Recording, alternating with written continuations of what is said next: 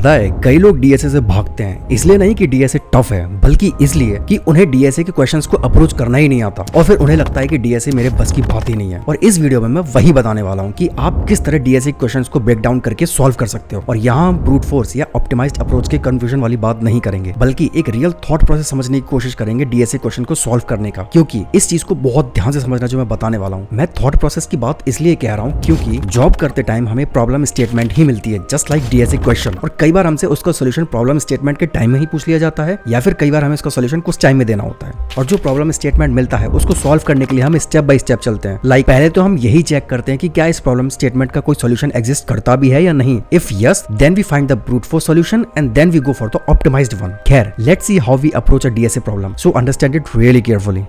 सबसे बड़ी मिस्टेक जो बहुत से लोग करते हैं, and sadly I was one of them, that question देखते ही तुरंत कोड लिखने की कोशिश करते हैं, या फिर कोड कैसे लिखा जाएगा उसके बारे में सोचने लग जाते हैं rather than thinking about the problem. और फिर जब आंसर नहीं आता या फिर कोड कैसे लिखा जाएगा उसका लॉजिक नहीं बनता, देन दे से यार मेरी लॉजिक बिल्डिंग बहुत बेकार है या फिर डीएसए बहुत ज्यादा टफ है। वेल भाई, दैट्स ट्रू, डीएसए टफ है और हमेशा रहेगा अगर प्रॉब्लम को सॉल्व करने की यही अप्रोच रहेगी। लेकिन DSA could be easy but only if तुम उसे ऐसे करोगे, जिसको हम एक एग्जांपल से समझने की कोशिश करते हैं। मान लो आपको एक क्वेश्चन मिलता है जिसमें एक स्ट्रिंग दी गई है और उस स्ट्रिंग में कितने वॉवल्स हैं हमें वो बताने हैं। तो कई लोग सीधा आईडी ओपन करेंगे और कोड लिखना स्टार्ट कर देंगे और फिर एकदम से ब्लैंक हो जाएंगे। और जब आउटपुट नहीं आएगा या फिर गलत आएगा तो फिर सोचने लगेंगे यार मुझे कुछ समझ नहीं आ रहा, मेरी लॉजिक बिल्डिंग बहुत वीक है। पता है आजकल के शॉर्ट अटेंशन स्पैन में लोगों ने दिमाग में पॉज लेना तो बिल्कुल बंद कर दिया है। डायरेक्टली कोडिंग मोड ऑन हो जाता है, हर चीज का सोल्यूशन इंस्टेंट चाहिए। बट एक बात बताना कमेंट सेक्शन में, कभी सोचकर देखा है कि प्रॉब्लम आपके लॉजिक बिल्डिंग में है या फिर उस अप्रोच में है जो भी आप क्वेश्चन को सॉल्व करने के लिए यूज कर रहे हो, या शायद आपके माइंडसेट में। खैर, अभी इसी स्ट्रिंग वाले क्वेश्चन को सॉल्व करते हैं और समझने की कोशिश करते हैं कि कैसे हम डीएसए क्वेश्चन को सॉल्व करते वक्त अपनी अप्रोच को बिल्ड करेंगे, फिर चाहे वो ये क्वेश्चन हो या फिर दुनिया का कोई भी डीएसए वाला question. You need to follow certain rules like this. Now हमारे पास ये स्ट्रिंग है। अब इस क्वेश्चन को देखते ही हमारा सबसे पहला अप्रोच क्या होना चाहिए? सोचना। दैट्स राइट, कोडिंग बाद में, पहले समझने की कोशिश करनी चाहिए कि क्वेश्चन में एक्चुअली पूछा क्या जा रहा है। अब यहाँ इस क्वेश्चन में ऑब्वियसली हमें एक स्ट्रिंग दी गई है, हेलो सिंटैक्स प्रो या फिर समथिंग लाइक दिस। अब हमें क्वेश्चन पढ़कर समझ में आ रहा है कि आउटपुट में नंबर ऑफ वॉवल्स प्रिंट करने हैं, राइट? जैसे हेलो में 2 वॉवल्स हैं, सिंटैक्स प्रो में भी 2 वॉवल्स हैं एंड इसमें 6 वॉवल्स हैं। अब अंडरस्टैंड इट रियली केयरफुली। हमें कोई भी डीएसए क्वेश्चन को सॉल्व करते वक्त एज केसेस के बारे में जरूर से सोचना पड़ता है। जैसे मान लो यहाँ पर हमें वॉवल्स काउंट करना है, राइट? तो हमें ये चीज स्पेसिफिकली ध्यान रखनी पड़ेगी दैट क्या इस क्वेश्चन को सॉल्व करते वक्त केस सेंसिटिव अप्रोच रखनी है। मतलब क्या अगर स्मॉल अल्फाबेट होंगे तभी काउंट करना है, या फिर कैपिटल या स्मॉल कोई भी वॉवल हो तब भी हम काउंट कर सकते हैं। अब केस सेंसिटिव मतलब वही, ये कैपिटल ए भी वॉवल है और स्मॉल ए भी वॉवल है। कुछ और कंडीशन भी हो सकती है, लाइक अगर स्ट्रिंग एम्प्टी हुई तो हम क्या प्रिंट करेंगे, या फिर हमें जो स्ट्रिंग दी गई है उसमें सिर्फ अल्फाबेट्स ही मिलेंगे या फिर स्पेशल कैरेक्टर्स भी हो सकते हैं। अब ये चीजें पहले ही सोचनी पड़ती हैं, बिकॉज अब जो मैं बात बताने वाला हूँ उसको बहुत ध्यान से समझना। मैं लीड कोड या किसी भी डीएसए शीट को रटने के लिए इसलिए मना करता हूँ क्योंकि कंपनी वाले अपने खुद के भी कोई एज केसेस डाल सकते हैं। जैसे मान लो अगर ये क्वेश्चन मैं ही पूछ रहा होता किसी स्टूडेंट से, तो मैं अपनी खुद की कुछ कंडीशन डाल सकता था just to check your problem solving skill. Like मुझे फर्क नहीं पड़ता कौन से वॉवल हैं, मुझे टोटल काउंटिंग चाहिए regardless if they are repeated और नॉट। सेकंड, मैं ये भी कह सकता था दैट मुझे सारे वॉवल्स कैपिटल में प्रिंट करके दो, फिर चाहे स्ट्रिंग में वॉवल्स कैपिटल में हो या स्मॉल में, मुझे सारे कैपिटल्स में ही चाहिए। या फिर मैं कोई मैथ कंडीशन भी डाल सकता था, जस्ट लाइक जितने भी वॉवल्स आपको मिले उनकी काउंटिंग को स्पीड ऑफ लाइट से या फिर ग्रेविटी की वैल्यू से मल्टीप्लाई करके आंसर बताओ। Are you getting me? Interviewer कुछ भी कह सकता है, तो अपने ब्रेन को वैसे ही ट्रेन करना है, ना कि प्री डिफाइंड डीएसए शीट या फिर लीड कोड को रटकर। और ये चीजें पहले से ही सोच लेनी चाहिए, बिकॉज ताकि कोड लिखते वक्त आप परेशान ना हो और जो भी कंडीशन बताई गई है देन उसके हिसाब से अपनी प्रॉब्लम को सॉल्व करना है एंड अपने सॉल्यूशन को कोड की फॉर्मेट में लिखना है। खैर, बैक ऑन आवर क्वेश्चन। इस पर्टिकुलर क्वेश्चन के लिए हम 2 कंडीशंस मानकर सॉल्व करेंगे। फर्स्ट, दैट हमें केस इनसेंसिटिव कंपैरिजन चाहिए, दैट इज कैपिटल ए और स्मॉल ए दोनों ही काउंट होंगे। एंड सेकंड, स्ट्रिंग एम्प्टी भी हो सकती है। तो इसके लिए हमारा कोड कुछ ऐसा होगा। नाउ लेट्स अंडरस्टैंड कि हमने कोड में क्या किया। सबसे पहले हमने एक वेरिएबल लिया काउंट नाम का, सो दैट हम अपने वॉवल का काउंट का ट्रैक कर सकें। अब क्योंकि हमने अभी कोड शुरू ही किया है तो इस वक्त हमने इसको 0 से इनिशियलाइज कर दिया। देन सेकंड, हमारी जो भी इनपुट स्ट्रिंग होगी उस पूरी स्ट्रिंग को हम लोअर केस में कन्वर्ट कर देंगे, सो दैट फिर चाहे हमारा वॉवल कैपिटल में हो या स्मॉल में, हम उसे स्मॉल में ही कन्वर्ट करके उसे इजीली काउंट कर पाएंगे। अब ये ऐसे छोटे छोटे चीजें आपको लैंग्वेज के बारे में पता होना चाहिए, तभी आप डिफरेंट टाइप्स के क्वेश्चंस को सॉल्व कर पाओगे। लाइक स्ट्रिंग को इंटीजर में कन्वर्ट करना या फिर इंटीजर को स्ट्रिंग में कन्वर्ट करना। अब ये चीजें इसलिए पता होना जरूरी है क्योंकि डीएसए करते वक्त अगर आपको सिर्फ लॉजिक बिल्डिंग पर ही फोकस करना है तो आपके माइंड को बिल्कुल फ्री होना पड़ेगा उस चीज से कि मैं इसको कोड में कैसे लिखूंगा। क्योंकि अगर आपको कोड लिखना ही नहीं आता होगा तो डीएसए को आप कोड में कन्वर्ट नहीं कर पाओगे। But still always remember, DSA का मेन काम काम है आपके लॉजिक को देखना। तो कई कंपनीज आपके सिर्फ लॉजिक को देखकर ही इंप्रेस हो जाती हैं, लेकिन तब अगर आपने लॉजिक फर्स्ट टाइम में ही इतना ही ऑप्टिमाइज दे दिया हो। खैर, फिर मैंने एक लूप लगाया to check every character in that string. अब अगर आपको नहीं पता कि स्ट्रिंग में ये लूप कैसे लगा, तो let me tell you, strings में भी इंडेक्सिंग होती है जस्ट लाइक एरेज। अंडरस्टैंड, हर एक लेटर चाहे वो एस हो,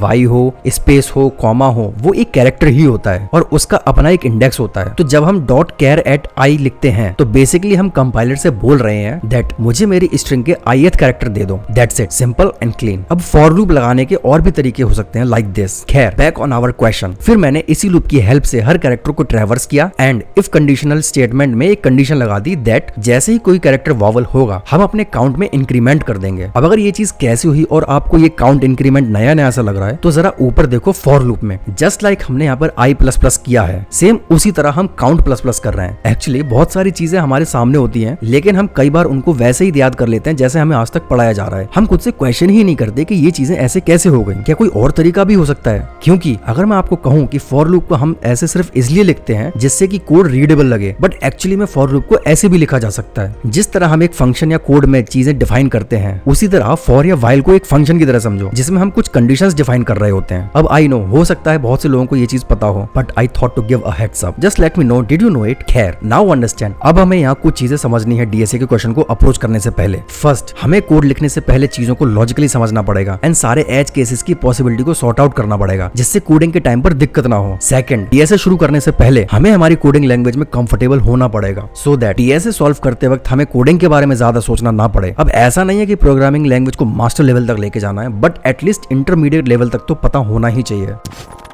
आपने शायद कई बार ये चीज नोटिस की होगी दैट अगर कोई कभी किसी ट्रिप पर जाता है या फिर कई लोग अपना 12th और 10th खत्म करके इंजीनियरिंग में जाने का प्लान करते हैं या फिर लगभग सभी लोग किसी न किसी फेज ऑफ लाइफ में कुछ ना कुछ चीजें डेफिनेटली प्लान करते हैं, राइट। तो इन चीजों के लिए प्रॉब्लम स्टेटमेंट क्या हो सकती है। फॉर एग्जाम्पल, मान लो जो बंदा ट्रिप पर जा रहा है वो चीजें कुछ इस तरीके से प्लान कर सकता है लाइक कितने दिन के लिए जाना है, कौन सी स्टेशन पर उतरना है या फिर कहाँ से ऑटो मिलेगा, etcetera etcetera. Well, these things are like the form of dry run. Basically आपने चीजें होने से पहले ही हर एक सिनेरियो को करके देख लिया या फिर प्लान कर लिया so that you will get to know कि चीजें ऐसे ऐसे हो सकती हैं, राइट। लेकिन पता है, अगर मैं आपसे ये कह देता दैट ये एक डीएसए प्रॉब्लम है और इसे सॉल्व करो एंड ये रहे आपके कंस्ट्रेंट्स और यहाँ कंस्ट्रेंट में मैं आपको बजट दूंगा और बजट में हमारा लोअर बाउंड ये होगा एंड अपर बाउंड ये होगा एंड सेकंड कंस्ट्रेंट होगा दैट इतने लोगों का ही अपर बाउंड है, तो अब ये प्रॉब्लम कई लोगों को ट्रिकी लगने लगेगी। व्हाई? बिकॉज मैंने इस प्रॉब्लम को डीएसए के नाम से जोड़ दिया and that's the thing I really want you to understand. और इस चीज को अपने दिमाग में फिलअप कर लो बहुत अच्छे say that DSA literally real world scenarios हैं जो थोड़ा मैथमेटिकल, लॉजिकल एंड डेटा के फ्लो का यूज करके सॉल्व किया जाता है। एंड जस्ट लाइक हमारे रियल वर्ल्ड प्रॉब्लम्स, हम डीएसए क्वेश्चन को ड्राई रन करते हैं। इसको हम एक बेसिक एग्जांपल से समझने की कोशिश करते हैं सो दैट सबको एक आइडिया लग जाए। The example we are taking is binary search. Suppose हमारा क्वेश्चन ये है, बेसिकली हमें बताना है कि इस एरे में 7 एग्जिस्ट करता है या नहीं। तो हमारा कोड कुछ इस तरीके से लिखा जाएगा। तो अगर हम अब इसको ड्राई रन करके देखें तो अब इस एरे में हम 2 पॉइंटर्स लेंगे, एक स्टार्ट में और एक एंड में। अब ये एंड की वैल्यू 4 यहाँ इसलिए है because of this condition, array की लेंथ -1। अब कई लोग इस चीज में कंफ्यूज हो जाते हैं कि हम -1 क्यों लिखते हैं। वेल, इसके बारे में हम आने वाली वीडियोस में बात करेंगे जब हम एरेज को बहुत डीपली समझने की कोशिश करेंगे। खैर, अब ये सिनेरियो कई लोगों को 2 पॉइंटर्स अप्रोच लग सकती है। Well, it's not exactly the same, but वो आपको बाइनरी सर्च की वजह से लग रहा होगा, लेकिन 2 pointer approach has some other use cases. खैर, फिर हम इस स्टार्ट और एंड पॉइंटर की हेल्प से एरे का मिड पॉइंट निकालेंगे। अब इस मिड पॉइंट को निकालकर उसकी वैल्यू को हमारे रिक्वायर्ड रिजल्ट से कंपेयर करेंगे। अब क्योंकि यहाँ पर 5 छोटा है 7 से, देन इट मींस हमारा रिक्वायर्ड रिजल्ट राइट साइड में ही एग्जिस्ट कर रहा होगा, राइट। देन फिर हम अपने स्टार्ट पॉइंटर को हमारे मिड वाले से एक स्टेप आगे बढ़ाकर ले जाएंगे इस लाइन की हेल्प से। नाउ अब हमारा अगला न्यू मिड होगा 3 + 4 डिवाइडेड बाय 2 = 3। और यहाँ जब हमारा मिड पॉइंटर पहुंच जाएगा तो हमारा मिड हमारे रिक्वायर्ड रिजल्ट के इक्वल है, which is array of third = 7। And because of this condition in our code हम रिटर्न ट्रू कर देंगे। और अब इस चीज को बहुत ध्यान से समझना, बिना किसी आईडीई को ओपन किए आपके ब्रेन में कोड रन हो चुका है and that's why dry run is really crucial because ये आपके लॉजिक बिल्डिंग को एक्सट्रीम लेवल पर लेके जाता है। लेकिन फिर भी कई लोग सोचते हैं कि यार ड्राई रन इतना इंपॉर्टेंट क्यों है। वेल, देखो,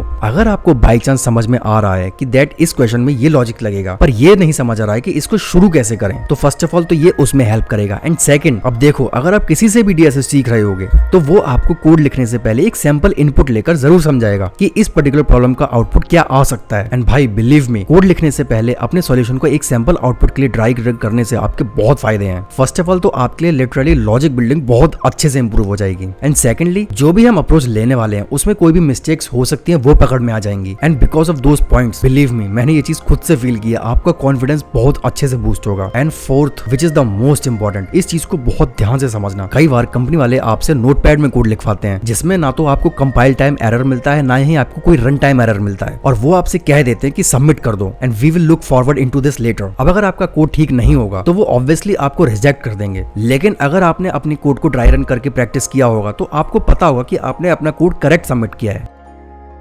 पता है, आपकी कोडिंग जर्नी में ये फेज जरूर आएगा, या शायद आ चुका होगा, दैट आपने जो भी कोड लिखा है उसका लॉजिक भी ठीक है, सिंटैक्स भी ठीक है, और आईडीई भी कोई गलती नहीं बता रहा, that is no compile time error, and आप फुल ऑन कॉन्फिडेंस फील कर रहे हो, and then you press the run button, और अचानक एक एरर आता है, string index out of bound exceptions, या फिर नल पॉइंटर एक्सेप्शन, या फिर सेगमेंटेशन फॉल्ट। भाई सीरियसली, ये वो मोमेंट होता है जहां मोस्टली कोडर्स का दिमाग खराब हो जाता है, और कई केसेस में तो उनका पहला रिएक्शन होता है लाइक, अबे यार सब कुछ तो ठीक चल रहा है, ये एरर क्यों आ रहे हैं, या फिर कुछ तो ये भी कहते होंगे, चैट जीपीटी से ही पूछ लेते हैं, उसे तो जरूर पता होगा। And then let me tell you, आपकी अप्रोचेस ठीक हो सकती हैं एट सम पॉइंट जहां ये एरर कॉमन है, but let me tell you this thing, ये सब डीबगिंग नहीं है, ये बस एक शॉर्टकट है चीजों को सॉल्व करने का। अब कुछ लोग कहेंगे कि भाई काम होना चाहिए, ऐसे हो या वैसे हो। True, you are right, but let me tell you a story. मेरा एक फ्रेंड फिनटेक कंपनी में वर्क करता है, तो एक बार उसके कोड में एक ऐसा इशू फंस गया था जिसका सॉल्यूशन ना तो स्टैक ओवरफ्लो पर मिला और ना ही गूगल पर। अब खैर आजकल के टाइम पर तो चैट जीपीटी चल रहा है, तो लोग चैट जीपीटी से ही पूछ लेते हैं, बट उसके साथ प्रॉब्लम ये थी दैट उसको उस एरर के बारे में पता ही नहीं था कि उसको सॉल्व कैसे करना है, and why is it happening. Then he realized he never knew about this error. So the thing is, for example, अगर आपके कोड में string index out of bound वाला एक्सेप्शन आ रहा है, दैट मींस आपको अपफ्रंट पता होना चाहिए कि कोड में क्या चेंजेस करें सो दैट आपका ये एरर चला जाए। And again it's just an example, not just कि ये वाला एरर ही आपको फेस करने को मिलेगा। अब कुछ लोग कहेंगे कि भाई इसका डीएसए क्वेश्चन सॉल्व करने से क्या relation? Well, I just mentioned a while ago that DSA round में कोड आपसे नोटपैड में भी लिखवाया जा सकता है, जहां पर आपको कंपाइल टाइम एरर नहीं पता होगा and not even run time error. तो before submitting your answer to that DSA problem, you should know exactly how to avoid bugs. And also ये छोटी छोटी मिस्टेक्स लाइक -1 का यूज करना या फिर नहीं करना हमारे सॉफ्टवेयर डेवलपमेंट जर्नी में बहुत क्रूशियल होता है, and that's the thing companies want to see कि क्या तुम उन छोटी छोटी चीजों के लिए अवेयर हो या नहीं with your problem solving abilities, और ये चीज हमेशा रिक्वायर्ड रहेगी। So don't think that DSA is going away in near future.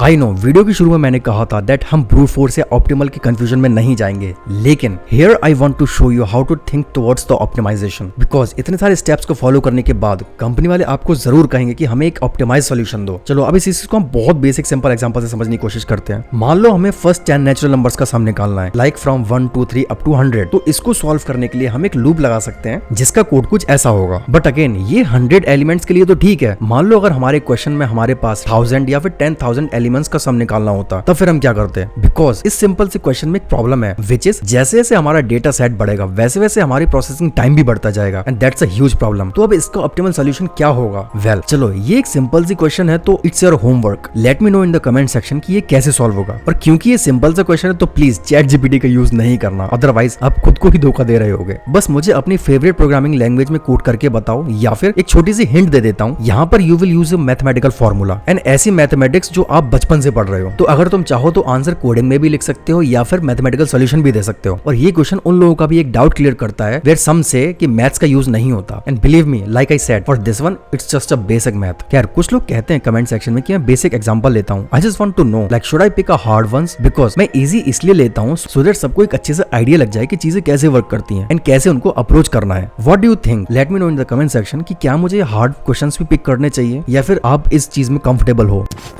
Well you know, अब चाहे किसी का डीएसए कोर्स फॉलो करो या किसी की डीएसए शीट को फॉलो करो, the most important thing you should be doing is learn how to approach a problem. और ये मैं इसलिए कह रहा हूँ क्योंकि जब आप जॉब कर रहे होगे तब आपको एक प्रॉब्लम स्टेटमेंट मिलेगी कि इस डेटा को एफिशिएंट बनाओ या फिर लॉग इन पेज फास्ट करो। It can be anything, but आपका मेन काम यही होगा कि कैसे इस प्रॉब्लम को अप्रोच करें और उसका बेस्ट पॉसिबल सोल्यूशन फाइंड करें। क्योंकि जब तक आप डीएसए को एक प्रॉब्लम सॉल्विंग वाले माइंडसेट से नहीं देखोगे तब तक आप हर नए क्वेश्चन पे स्टक होते रहोगे या फिर उससे डरते रहोगे। पता है, जब आप चीजें सीख जाते हो लाइक प्रॉब्लम को सोचना बिफोर कोडिंग, उसको ब्रेक डाउन करना या उसको ड्राई रन करना, then believe me you won't get scared by DSA, you will start loving it. So next time when you pick any DSA question, उसे explore करो as if you are Sherlock Holmes and you are solving a puzzle, because trust me your brain is so much powerful then you think. And if you want to know कि कैसे आप अपनी DSA journey को 10 time fast and improve कर सकते हो, then watch this one, and if you are not from IIT then watch this one.